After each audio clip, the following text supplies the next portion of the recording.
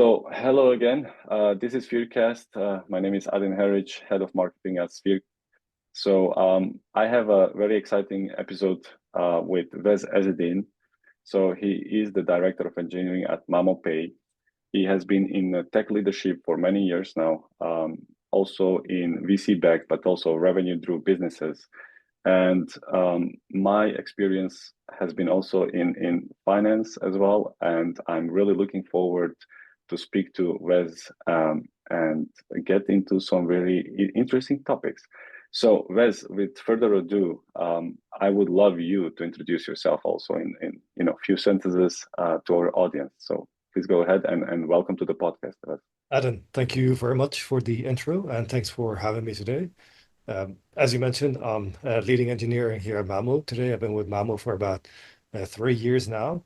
Prior to that, I've been in engineering leadership across different startups and scale-ups and started my own startup right before that in Zambia for about 5 years doing that.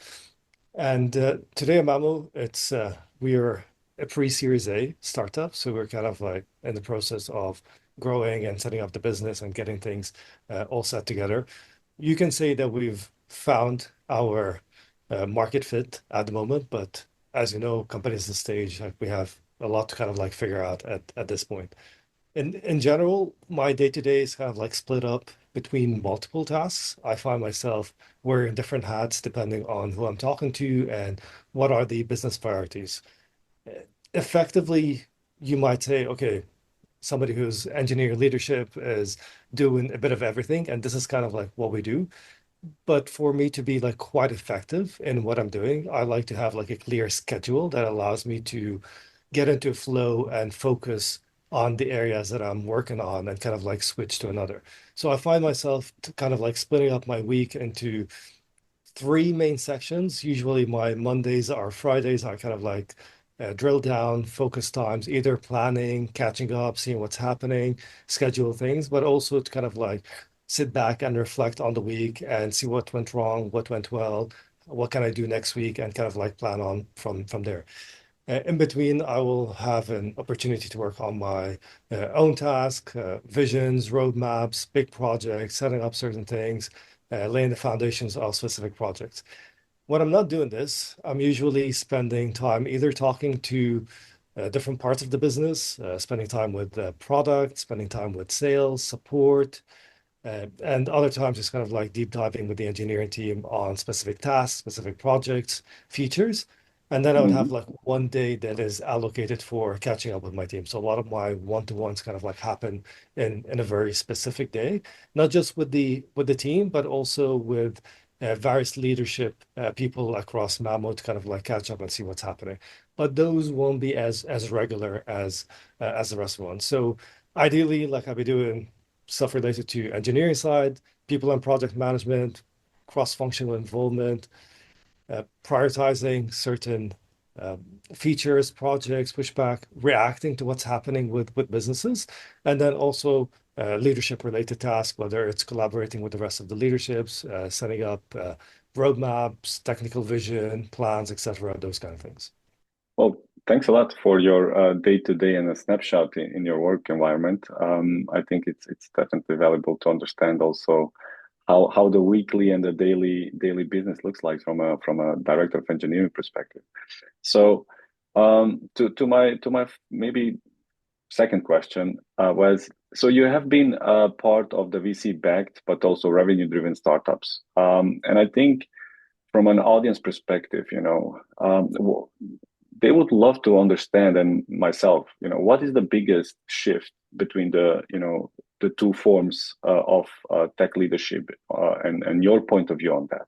So how are things going from a VC backed and a revenue driven startup from your point of view?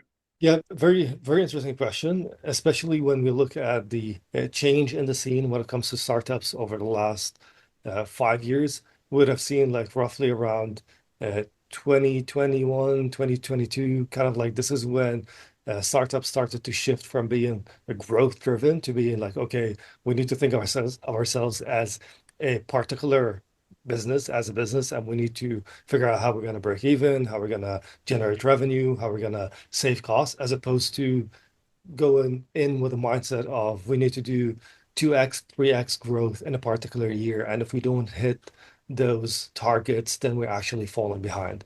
And the mindset, obviously, this is set by the leadership team and it trickles down to the rest of the organization becomes completely different. When you're talking about 2x, 3x growth, cost is not something that you think about.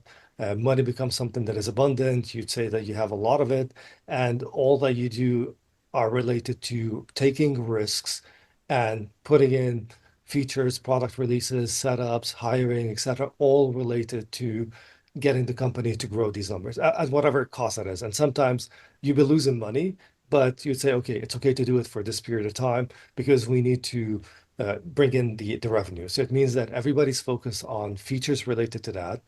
It means that people are releasing a lot faster than they would have released. But it also means that hiring becomes something that is at the forefront of what the company is doing, and you'd find yourself allocating quite a lot of time to this. Like at some point at Luco, I was spending something between 30 hours a week on hiring, just purely doing interviews Well, and hire related tasks, because we had a target to hire like roughly around 60 engineers for a given year. And this meant that a lot of the company was kind of like focused on that, especially on the engineering side. But when you shift the focus to something that is more kind of like revenue based or kind of like we want to break even, then cost becomes a really important topic. What we are building and how we build it becomes extremely important. Hiring is still relevant, but we do way less hiring than we would have normally done. So it becomes more about focusing on the team, making sure that the team is actually growing. You're doing this in a VC-backed startup, but you're doing it in a very different way, especially when the team is a smaller size and you're not thinking of scaling up the team in a drastic way. Like the team's kind of like maintaining a very reasonable size, and you find that retention is a lot higher. So we find ourselves like focusing on features that would drive revenue as opposed to features that will show the metrics growing on the dashboard in a way that would be appealing to the VCs.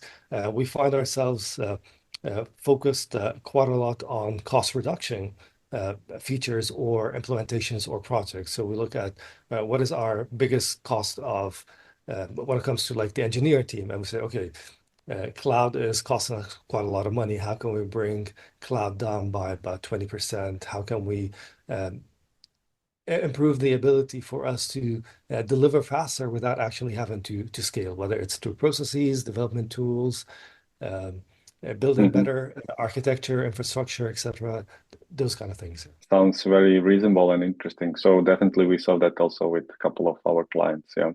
So as you mentioned, cloud, that's definitely the keyword where many of them try to optimize, if I may call it like that. Yeah. All right.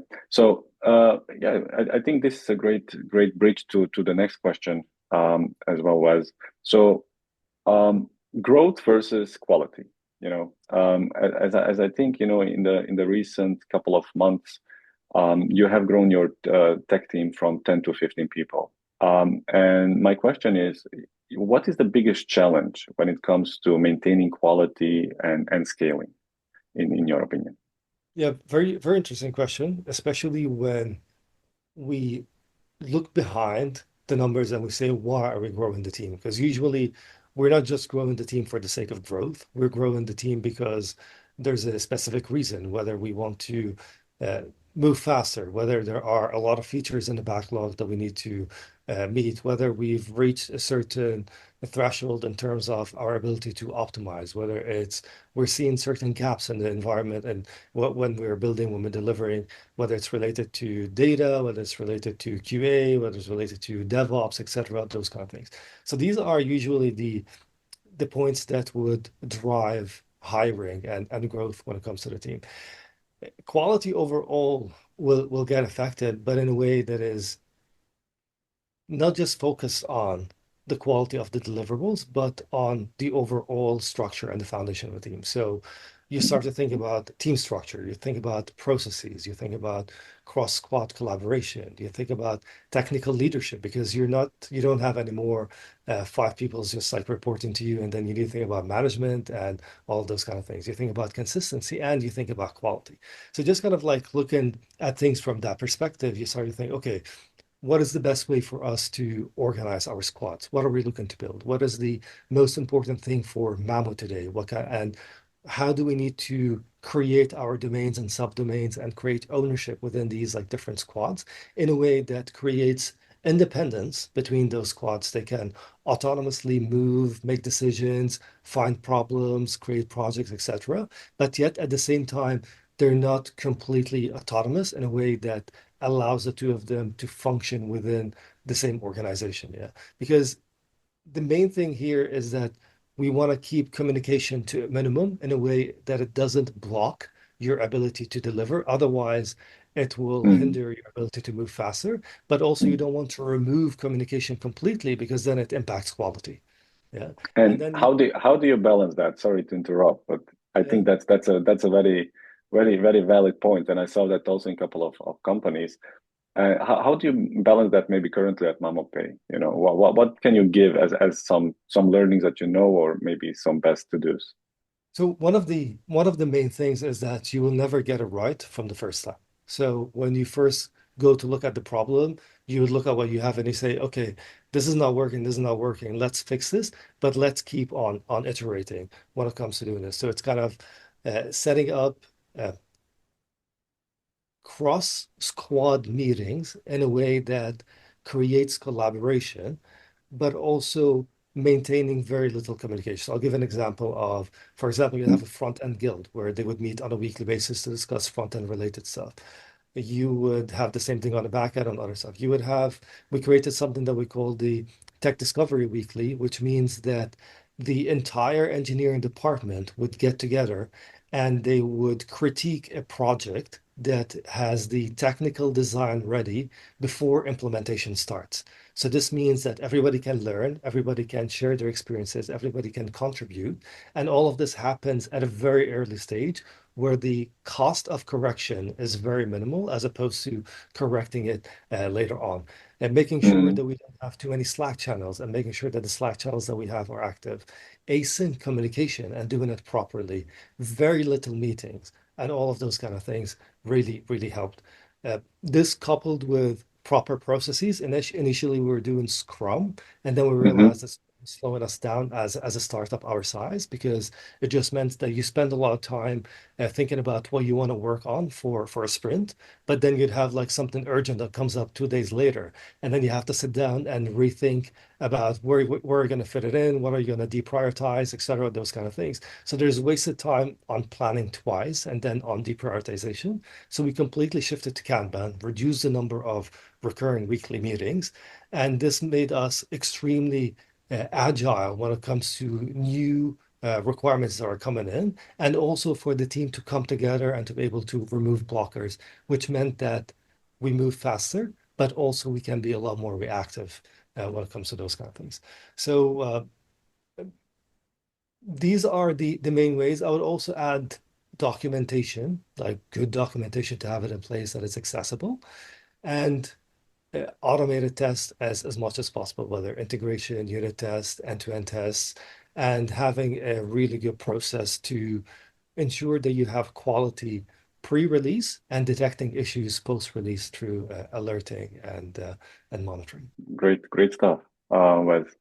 Uh, let's go into the other one as well, which is quality and speed.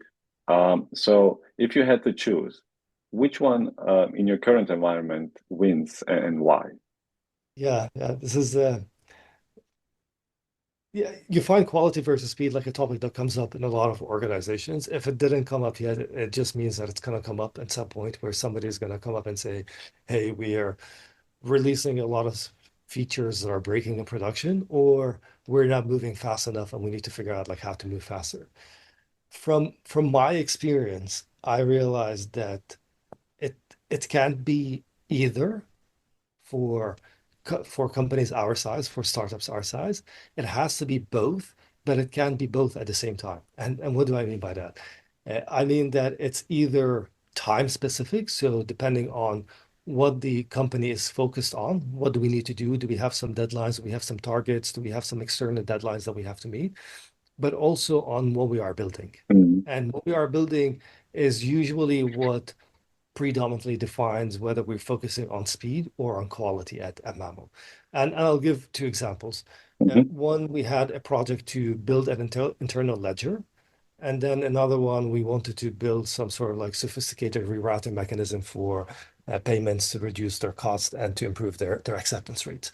The first one, building the ledger, is in the core foundation of what it is at Mamo. Like what we do at Mamo, you need to have a consistent ledger because you're dealing with business's money. So it needs to be accurate, it needs to be consistent. It cannot have any issues or any errors like 100% of the time. So it just means that you need to sit down, talk to everybody, go in depth with product, go in depth with risk, go in depth with anybody who's working on this particular feature. And then afterwards, making sure that the architecture is something that will last us for a long time. So, and we're talking about something between 2 to 5 years, depending on what's going to happen within the business. So it means that Mm-hmm. the ledger should have all the aspects that would ensure a solid feature that is built very well, and when released would have minimal issues. And if there were any, there won't be anything that will cause any issues with the business, with the merchants. While when we were looking at the rerouting, it's kind of like an idea that came up that we weren't sure if it's going to work or it's not going to work, whether it's going to be important for the business. And we wanted to create a POC to just kind of like test it. And literally, I sat down with Dong, the staff engineer at Mamo, and we are like, okay, we don't know whether we're going to use this or not. We just want to see whether the idea is actually Mm-hmm. something that works. How can we hack our way around it to build something that is testable and just like present a demo? And for something that could be extremely sophisticated and extremely complex, something like this was built in less than a day. Okay, in a way that is like very hacky, but allows us to bring this idea to the business and say, okay, there you go, guys. You can go test it. You can figure out what you want to do with it, and then come back to us and tell us whether this is something that we're going to be using in the long term, whether we want to create a small feature out of it, and then we decide how to handle it. And these are kind of like really good examples, in my opinion, of features that you can decide whether you want to optimize for quality or whether you want to optimize for speed when building them. So definitely understand from your perspective that choosing your super important, of course, the things that you need to have as a ledger, right? That cannot have a failures, basically, that needs to go to the quality checks versus something that you MVP, basically, right? So good. Um, and let's go maybe into the next topic as and connect it maybe also with the speed and quality, right? So AI is of course landed at many places, and I guess at Mamo Pay as well. So how do you see in the next 12 to 18 months, your team changes, your AI processes changing, the AI implementations, as maybe also in MVP tests and everything like that? And how do you basically make sure that you're taking advantage of all this new emerging technology inside Mamo? It's a question that everybody's talking about these days, and it's kind of like what is the best way to do it, but also what is the best tool to use in these cases. And when you look at tools, it just becomes like a bit of an ocean that you get into, and they're never ending. And one day one tool is winning, and then a week later the other tool will release something that allows it to perform better. So when it comes to AI, we wanted to figure out how can we make the most use out of the tools that are available without actually spending too much time on whether it's related to investigating or assessing the tools or kind of like having to constantly switch from the current best tool that we picked to something that just came out and became like a lot better. So initially, obviously, like we just opened it up and we said like, okay, we need to experiment with the tools that are available. And we're talking, this is like roughly less than 2 years ago when we started to experiment with AI tools. Not much guidelines were in place, kind of like how we use it, and just kind of like started to experiment with some of the tools that are available. Once we had a bit of data, we went and we created a set of guidelines on what is the best way to use AI when it comes to development. Yeah, it's very similar to you give ChatGPT to any person today and you say, hey, like this is a tool that will give you a lot of answers, and they would just kind of like ask the questions and they will get answers. And then you'll say, okay, this is a small tutorial that will allow you to get more accurate and better answers from the tool that you're using, and this is how you can optimize for it. And the guidelines are kind of like a very similar way, where rather than just kind of like doing it in the most intuitive way, just kind of like figure out what is the best way to use AI when it comes to coding. And we found out that approaching it as a coding assistant rather than uh, a tool that you just like giving it a question that gives you answers, or you give it code and then it completes it, changes the whole narrative, because it becomes you're the thinker, you're the one who's driving it, but you have somebody who's assisting you, like to allow you not to have to write a lot of boilerplate code, or just like generate the initial template, or write the majority of the test cases for you, and then you would just focus on uh, optimizing these and writing the edge cases that are missing from these set. So we kind of like created this set of guidelines that we've introduced it. We've introduced some prompts alongside of it, where these are kind of like the best prompts to train the algorithm on. And then also introducing AI in other areas of the business, whether it's related to planning, whether it's related to uh, analyzing and improving decision making, and whether it's related to PR or like coding discoveries. And the improvements that we've seen when it comes to speed were tremendous. And we can say that we were close to kind of like doubling the speed. And I know some companies find it like very difficult to measure this. And for us, it was relatively straightforward from a high level perspective without actually going into too much details, by just going and saying, this is what we had planned for that quarter in terms of uh, OKRs and what the company is going to be working on, what the engineering teams are going to be focusing on, to saying, okay, now we have all these tools in place. Let's see how much faster we're going to go. And let's go and double the number of tasks that we have created from the previous quarter and see how much we're going to achieve. And this is kind of like was the best way for us to kind of like measure the improvements in speed that we've gotten from introducing AI tools and AI into the workflows. Moving into the future, I think it's going to be less of a kind of like chatting setup with AI, and kind of like moving into more of autonomous background agents, where you would sit and spend a lot of time kind of like describing a task and sending it off to create something for you, and just like coming back with a set of results. Thank you for that information. I think very valuable also to hear, from inside the company how everybody is adopting different tools, and in which also different ways. Um, as you said, it's very hard to measure as well the impact immediately. Um, Good. Let's go to the next topic. Moving a little bit from AI away. So reporting topic. One challenge many CTOs mention in translating technical processes into business outcomes, is of course, the reporting. So how do you approach reporting upwards to, the leadership team or even investors? Um, let's start with that question, and then I will follow up with more. Yeah, I think this is usually like one of the biggest challenges that anybody that is moving from an IC role to a leadership role kind of starts to face, because it becomes less about the technical skill set and more about mastering other skill sets. And as you move higher within an organization, then your peers become less technical and more in depth in their own areas, whether it's like the head of sales or head of ops, head of legal, uh, somebody who's leading compliance or risk, or the CPO and the CEO. And then the conversations become completely different, because now you're representing technical side of things to the external world. You would have done this as an engineering manager, but with somebody who, with some people who were still kind of like involved in the product development process.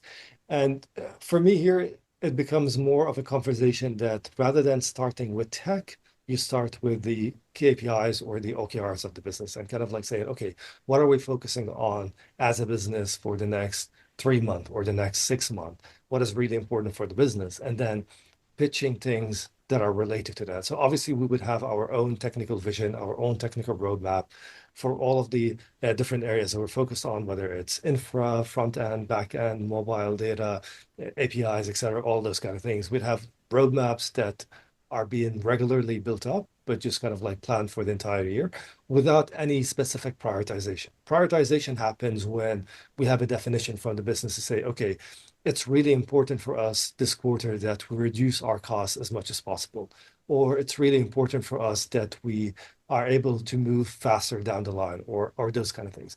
And when I get these objectives, this is when I'm able to figure out like what do we need to focus on, whether it's cost saving, revenue, customer satisfaction, et cetera, those kind of things. I'll give an example of something that was really easy to pitch to the rest of the business, especially to the CEO, and to kind of like not have pushback on why our data engineer would not be doing any front-facing data work where they're going to be helping like a lot of these squads, and he's going to be focusing on something that nobody's going to be seeing. We've done two of these projects over the last 3 months. One of them was in relation to migrating away from Fivetran to data stream on Google GCP, so Fivetran for collecting all of the data, just putting them in the Mm. data warehouse. And then the other one is migrating from Looker to Looker Studio. And in those cases, we had these initially set up and we looked at Fivetran and we realized that the tool is too sophisticated for what we're doing at the moment. And it's costing us like quite a lot of money. So it was like a really easy pitch to say, if we spend the next 3 weeks working on this migration, we're gonna save the business X amount per month. And the amount was significant where it was like a Mm. no-brainer. And when you do the calculation in regards to the cost spent and what is being saved, it's a no-brainer. And it was like, Yeah. yeah, go ahead. And nobody was asking question as to like why there were any delays in regards to data. And the same thing when it came to Looker. Looker was a little bit different because everybody at Mamo uses Looker. We're a data-driven company. We rely on it quite heavily. But then we looked at the tool and we said like Looker is extremely expensive as a tool, very expensive, and it has a lot of bells and whistles that we really don't need. And we have all the underlying infrastructure that's related to BigQuery, et cetera, all those kind of things. So we kicked off a project of migrating Looker to Looker Studio, which took around 2 months to complete, but it literally meant that the cost of Looker went from a particular amount to zero in Well, 2 months. So these were like really easy yeah. to go and pitch to the business and say this is related to our initiative of wanting to break even and to reduce the cost. So how do you present? This is one way of presenting it to the execs. You can use a very similar lingo when you're presenting it to the investors, but this is kind of like what the business side wants to hear. They don't care about the technical implementation. They don't care about which tool it is. They don't care about all those kind of things. Well, all they want to know is how does it impact the overall business, and it's not Mm. just something that we feel that is cool to do on the engineering side of things. I understand. Yeah. Thank you also for bringing up the examples. Definitely worth it. So, Wes, you have been growing teams, and if I may ask you, like, if you could have a time machine, go back to growing the team, what was maybe the no, the one lesson that you would change and that you learned, of course, then later on that you would change when growing a team? This is for all the inspiring upcoming CTOs, head of engineering, director of engineering. So maybe they can learn something from this. This is a nice question. Obviously, like building a team would be a little bit different than general leadership. And if I were to just like focus on building a team, I would definitely say that it's extremely important to pick the right people and the best people, and best people, I mean the people that are most aligned with the business's needs, and the culture of the organization, not in terms of generic best. So to pick the best people first, and because those people will define what your predominant culture is, and they will help you with hiring the the rest of the team later on. So I would say it's extremely important to be very picky and to take your time when hiring your first few engineers, because it's going to impact everything that you do over the next 3 to 5 years. And correcting this would be extremely difficult. Let me just ask a question on that. So basically, as your team has grown, you have, how do you keep a consistent engineering culture, and what's changed for better or the worse as the team grows? Maybe on that. So when it comes to engineering culture, as much as we as engineers uh, don't like to be in meetings, we like to sit down and focus on tasks and get into a flow, and kind of like not be interrupted, especially by things that we don't want to do. We also like to feel that we are part of a bigger team, that we're part of a community, that we're part of a group, and where we Mm, don't only align on, yeah, we're trying to build a product, but also have other things in common. And trying to build this is extremely important. The important thing about this is that it's not it's not the sole responsibility of the leadership to build this. Every single person will take part of it.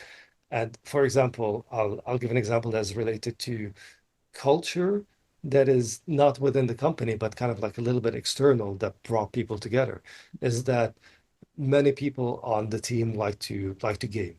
They like to go and play online games. I personally mm, don't play online games. I don't.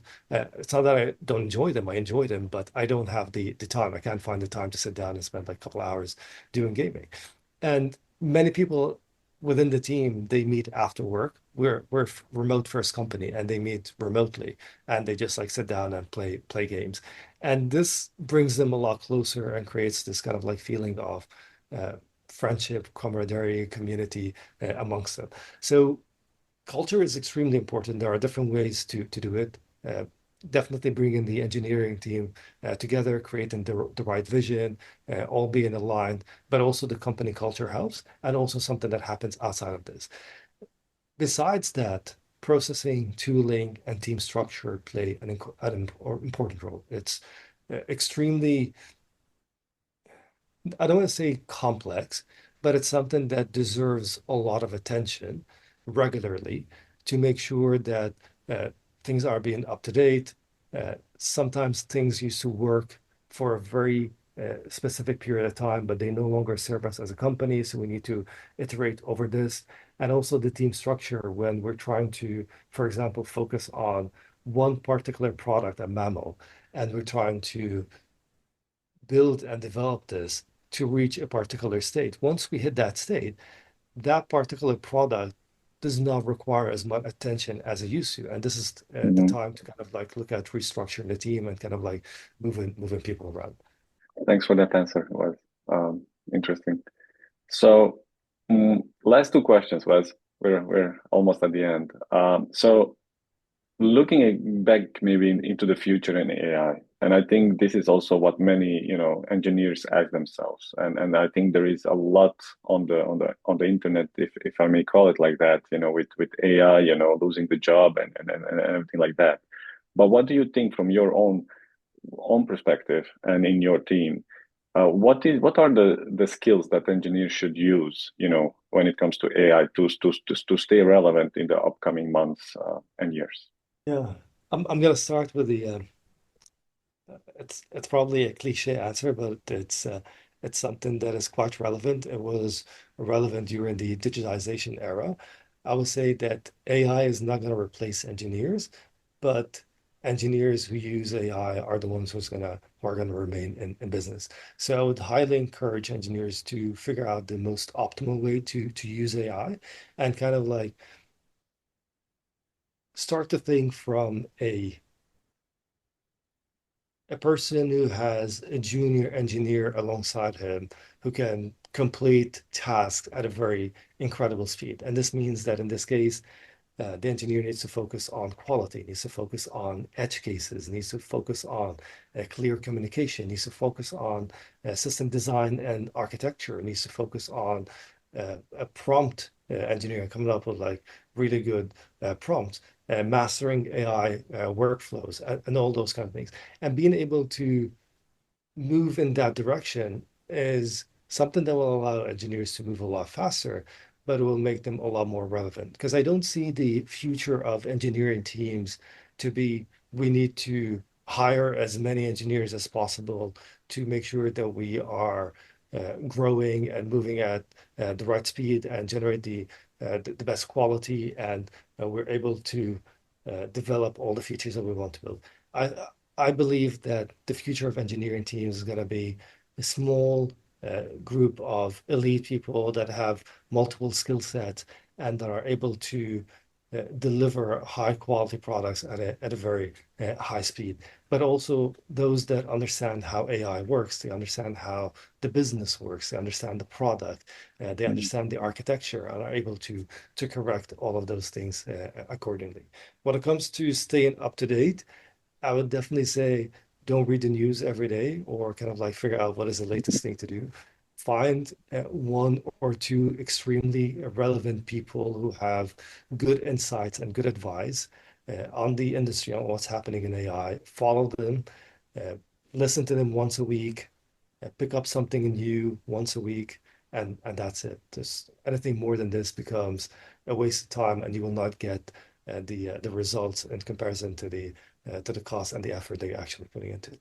Very well said, Wes. I agree, and I see it also from a marketing perspective and in a marketing team, you know. So definitely agree on that, that people have to be more generalist and use the tools to be more efficient, basically, right? So as I can sum it in one sentence. Last question was, which other tech leader would you recommend for us to invite to our podcast? Yeah, I'm gonna put maybe two people on the spot, so Let's go. hopefully they'll be able to answer the call. Um, a very close friend of mine, Nasser Ujidan, who's the CEO and co-founder of Tapper. I think he would be a great person to have on this podcast with a lot of insights. And my former boss and my close friend Anton Gochev, he's the VP of Engineering at Luco previously and now Allianz Direct. Nice. Well, thank you. Thank you for naming them. And I will definitely connect with them and invite them to our podcast. So, Wes, from Sphere and the SphereCast, I really thank you for taking the time to bring some insightful information from your personal experience, but also at Mamo.